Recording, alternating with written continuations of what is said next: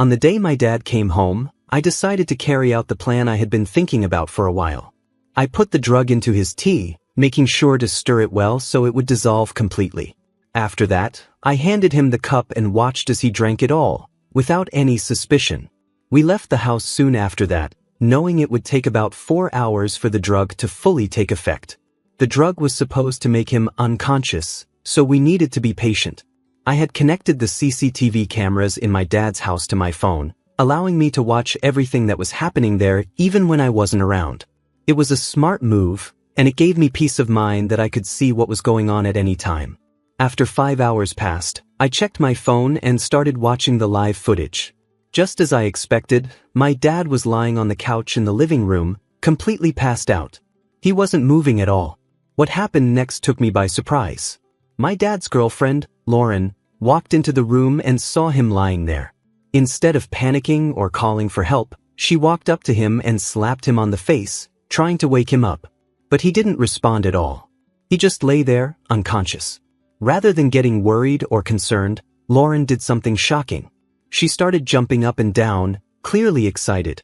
It was as if she had been waiting for this moment. After her little celebration, she pulled out her phone and made a video call to someone. The person on the other end of the call was a man. With a big smile on her face, Lauren told him, "The old fool is dead, baby. We're rich." She was convinced that my dad had died and that she was now going to inherit all his money. Lauren had been deceived into believing that my dad had changed his will to leave everything to her. It all started when my dad introduced Lauren to our family, telling us that she was his new girlfriend. At first, we thought he was joking. My name is Scott, and my dad is 75 years old. My siblings and I are all adults now, and most of us are married. My 3 older siblings even have kids of their own, while my wife and I are still planning to start a family. My dad is a wealthy man. He and my late mother built 2 successful beverage companies from the ground up. They worked tirelessly to make their brands well known, and now their products are famous. My mom passed away 12 years ago, and my dad never remarried. So when he suddenly called us all together and introduced us to Lauren, we were completely shocked. That day, we thought my dad had gathered us for one of his usual family meetings where he gives us advice. But when we saw Lauren, we were all stunned. She looked so young, and we couldn't understand how she could be in a relationship with someone as old as my dad. My first thought was that she was just a new housekeeper he had hired. But my dad proudly introduced her, saying, "This is Lauren, my new girlfriend. I'd like you all to treat her with the same respect you give me. Since your mother's death, no one has shown any interest in me, but Lauren did.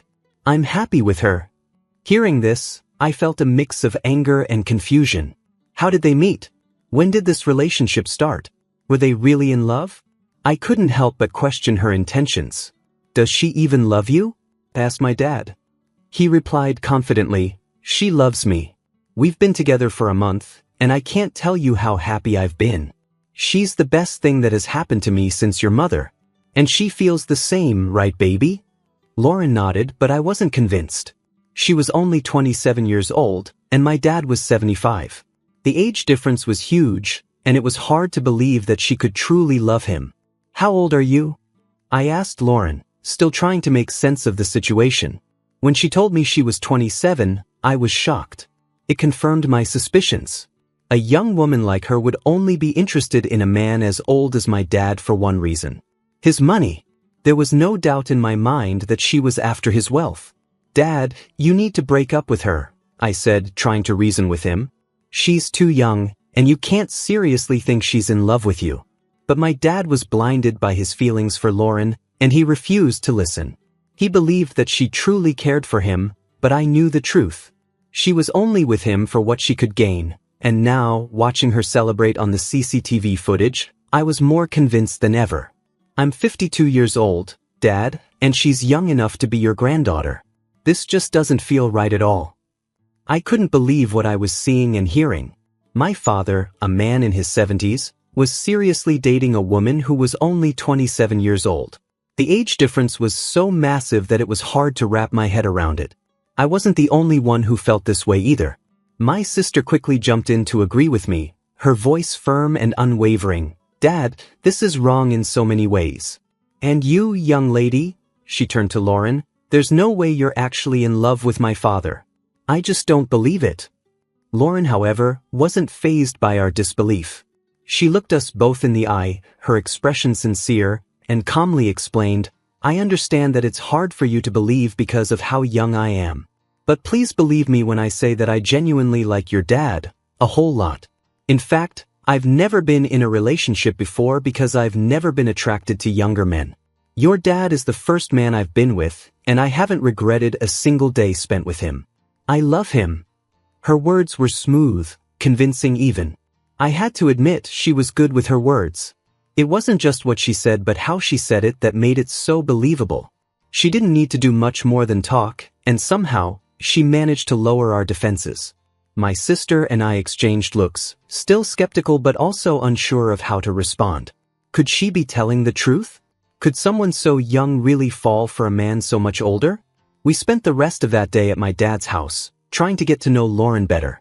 She was incredibly hospitable, going out of her way to make us feel comfortable. She even prepared a delicious meal for us, and my sister, who rarely complimented anyone, couldn't stop raving about how good the food was. Lauren was so thoughtful that she even packed some extra food for my sister to take home, knowing how much she had enjoyed it. There was something so humble and down-to-earth about Lauren that made it hard to dislike her. She was kind, polite, and seemed genuinely interested in our family. After that day, we met Lauren a couple more times, and with each meeting, our skepticism slowly began to fade. She was consistent in her kindness and care, always making sure my dad was happy and well taken care of. My dad, who had been lonely for so long after my mom passed away, seemed to have found new joy in life with Lauren by his side. He would call me nearly every evening, his voice full of excitement as he recounted the day's events. He talked about how Lauren helped him with everything from cooking to laundry, even washing the dishes after meals. They went out on dates regularly, and he always sounded so happy, almost like he was reliving the days when my mom was still alive. It was strange, but in a way, it felt like my mom had come back into our lives, not in the same form, but through Lauren. As the months passed, my siblings and I found ourselves growing fond of Lauren. We couldn't help it, she was just so lovable. She wasn't just there for my dad. She also took an interest in our lives. I owned a small restaurant at the time, and although it wasn't very big, Lauren would often stop by to help me out with various tasks. She was always willing to lend a hand, whether it was in the kitchen or with organizing things around the place. My older siblings, who had children of their own, also appreciated her help. She would visit them from time to time and offer to babysit or help with whatever they needed. About 6 months into their relationship, my dad dropped another bombshell on us. He and Lauren were getting married. I remember the day he invited us over to share the news. He was practically glowing with excitement, like a young man who had just fallen in love for the first time. But there was something strange about the whole thing. According to my dad, Lauren had proposed to him. She had taken him out on a date at a nice restaurant, and in the middle of their meal, she had pulled out a ring and asked him to marry her. I was stunned. It's not every day you hear about a woman proposing to a man, especially not in a situation like this. It was supposed to be the other way around, wasn't it? Why would she take the initiative to propose after just 8 months of dating? It didn't add up. When we asked my dad why she did it, he said that Lauren was afraid he might not want to marry her because of the age difference. She was worried that he would hesitate, thinking she was too young, so she decided to prove that she was serious about their relationship by proposing herself. My dad thought it was cute and thoughtful, a sign of her commitment and readiness for marriage. I wasn't so sure. The whole situation felt off, but my dad seemed genuinely happy, and Lauren continued to be as sweet and supportive as ever. It was hard to argue against the marriage when both of them seemed so certain about it. I wanted to believe that Lauren's intentions were pure, that she truly loved my dad and wasn't just after his money. But there was always that nagging doubt in the back of my mind, the feeling that something wasn't quite right. The wedding was a small affair, just close family and a few friends. My dad was over the moon, and Lauren looked radiant in her wedding dress. As I watched them exchange vows, I couldn't help but wonder if this was really what was best for him. Could a marriage built on such an unusual foundation really last? Only time would tell. In the weeks following the wedding, things seemed to settle into a routine. Lauren moved in with my dad, and they started their new life together. My siblings and I continued to visit, and each time, Lauren was as warm and welcoming as ever. She made my dad happy, and that was what mattered most. But despite her charm and the way she had won us over, there was still a part of me that remained cautious, always watching for signs that her intentions might not be as genuine as they seemed. Looking back now, I realized that my initial concerns were valid. Lauren had been very strategic in the way she presented herself to us, carefully crafting an image of the perfect partner for my dad. She knew exactly what to say and do to win our trust, and in the end, we were all taken in by her act. But as time went on, the cracks in her facade began to show, revealing a different side of her, one that was more focused on what she could gain than on truly loving and caring for my father. It's hard to admit, but I should have trusted my instincts from the beginning. My dad deserved better, and it pains me to think that we didn't see through Lauren's act until it was too late. Love can be blind, and sometimes, it takes more than just good intentions to protect the people we care about. At first, I thought the same as everyone else. It made sense to me that Lauren might have believed my dad would never marry her because of the significant age gap between them. So, when she proposed to him herself, I saw it as a clear sign that she was genuinely ready for marriage. That's what I convinced myself to believe, so I decided to support her in every way I could. My siblings seemed to share the same reasoning. We all came to an agreement that their marriage was okay, even if deep down, we had our doubts. It wasn't as if our disagreement would have stopped the wedding anyway. Our dad was determined to go through with it. As we began preparing for the wedding, I noticed something that seemed a bit off. Lauren was very insistent on having a court wedding instead of the traditional church ceremony. This struck me as odd, given that our family had always valued religious ceremonies. I voiced my concerns, and my siblings did the same. We felt that a church wedding would be more appropriate and meaningful, especially considering my dad's age and the traditions we were used to. My dad found himself torn between wanting to make Lauren happy and holding on to his own values. He wanted to give her the court wedding she asked for, but the idea didn't sit well with him. It was a tough situation, and we spent a lot of time discussing it. Lauren was clearly disappointed when we pushed back against her wishes, but eventually, we managed to convince her to go with the church wedding instead. Although she reluctantly agreed, it was clear that she wasn't happy about the decision. On the day of the wedding, something felt off again. Lauren didn't seem as excited as we had expected. Her demeanor was subdued, and she didn't have the radiant joy that most brides have on their wedding day. We were all fooled into thinking that she might have been feeling unwell, perhaps just dealing with a headache or pre-wedding jitters. We felt bad for her, and my sister, in particular, spent a lot of time comforting her and staying close to her throughout the day. We chalked it up to nerves and hoped that once the ceremony was over, everything would go back to normal. After the wedding, life for my dad and Lauren began. For the first 3 months, my siblings and I decided to give them some space. We thought it would be best to let them enjoy their new life together without us constantly dropping by. We wanted our dad to have all the fun and happiness he deserved with his new wife. Looking back, I realize now that this was a mistake, a silly one that we would later regret. It wasn't until 5 months later that I finally visited my dad. As soon as I saw him, I noticed something was different. He seemed quieter than usual, and it was clear that he had lost some weight. His clothes looked a bit looser, and his face had a tired, worn-out look that I wasn't used to seeing. When I asked him if he was okay, he put on a smile and assured me that everything was fine.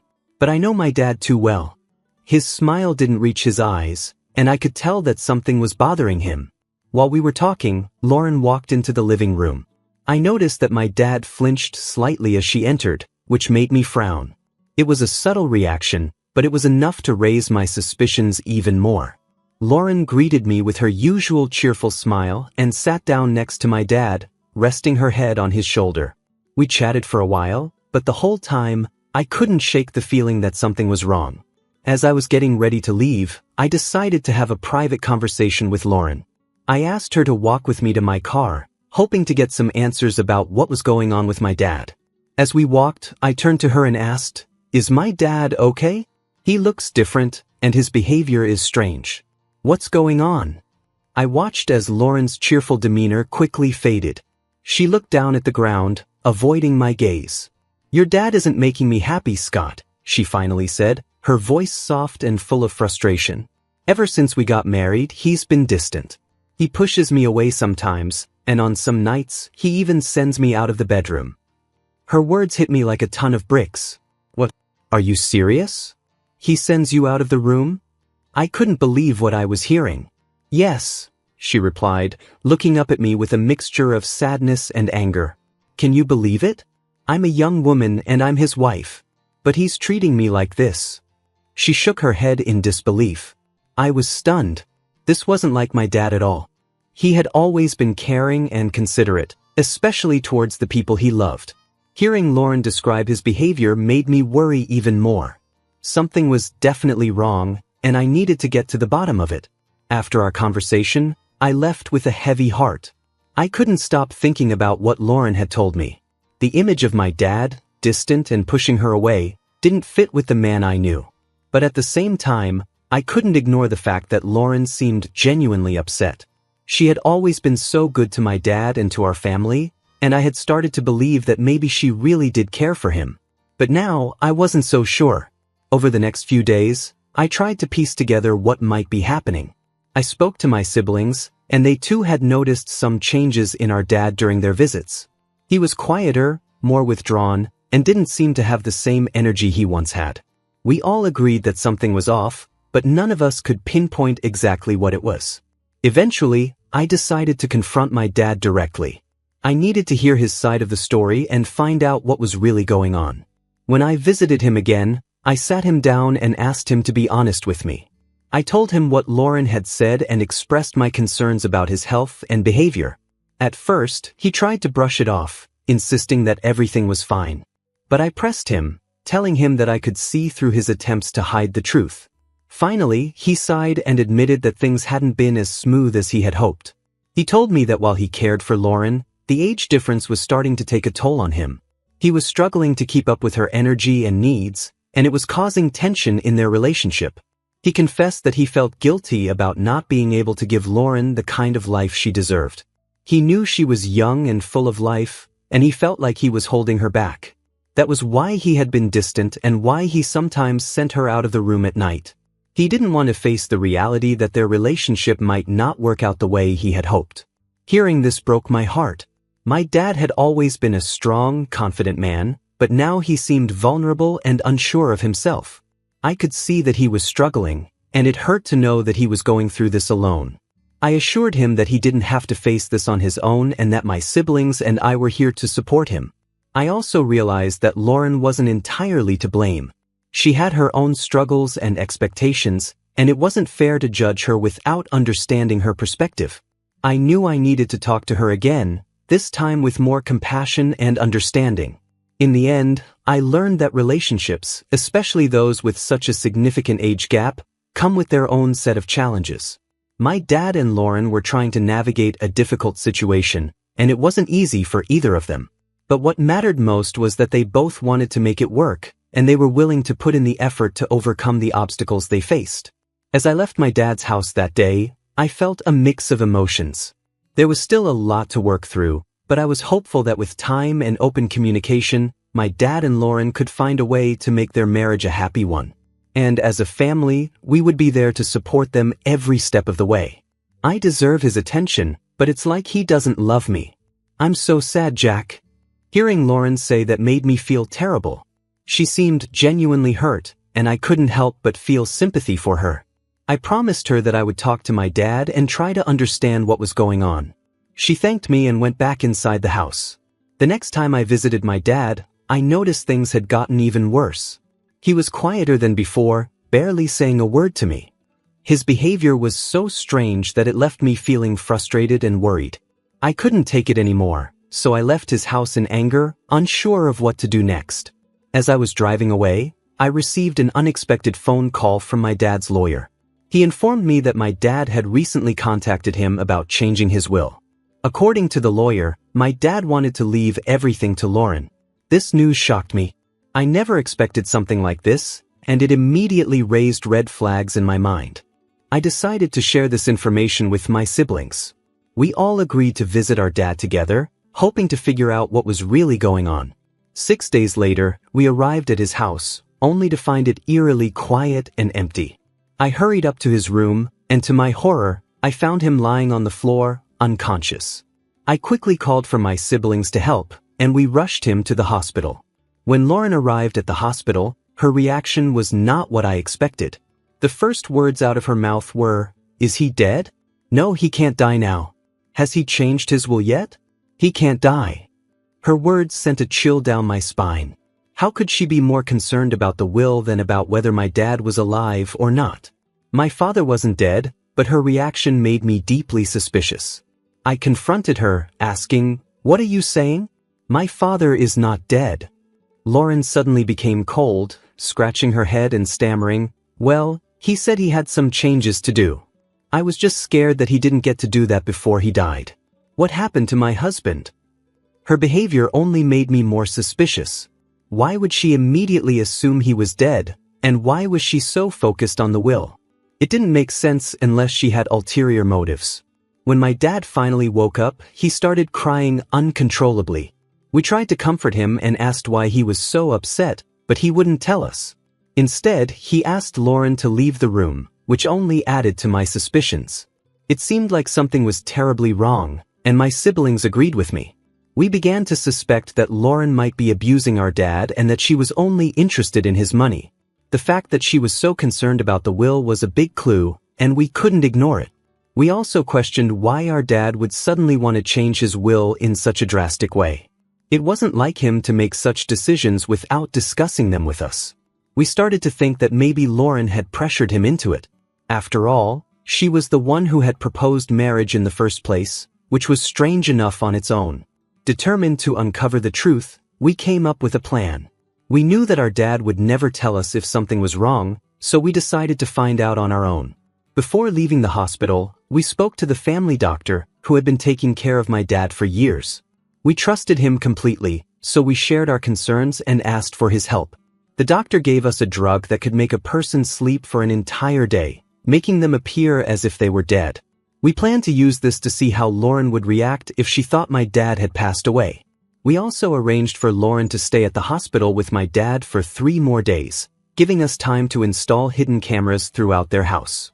This way, we could monitor everything that happened once they returned home. On the day my dad came home, I put the drug into his tea, making sure it was well mixed so he wouldn't notice anything unusual. After he drank it, we left the house, knowing that it would take about 4 hours for the drug to take full effect. I had connected the cameras to my phone, so I could watch everything in real time.